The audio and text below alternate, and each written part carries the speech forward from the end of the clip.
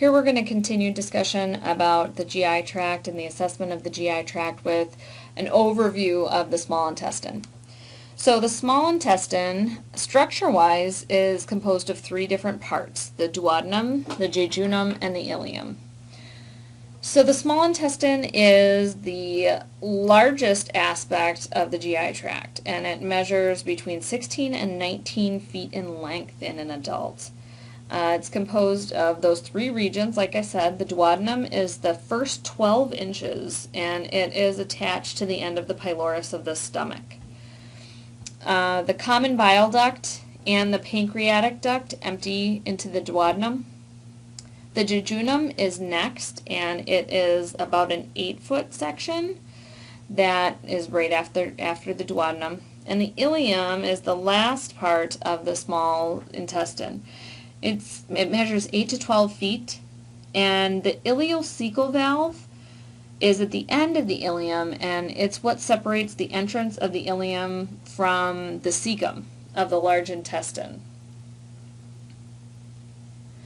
Three main functions of the small intestine are movement, so mixing and peristalsis of the chyme.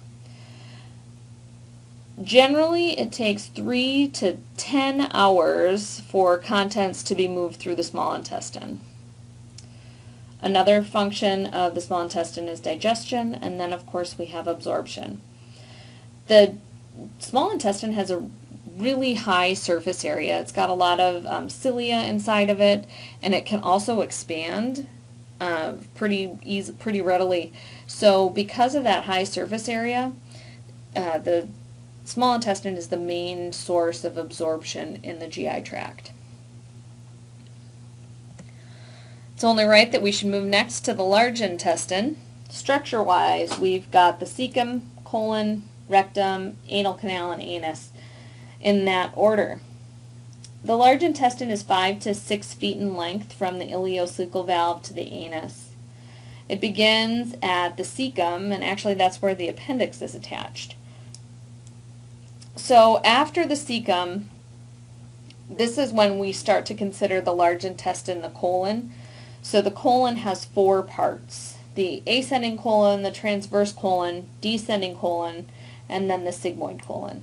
Then the sigmoid colon is going to be what empties into the rectum.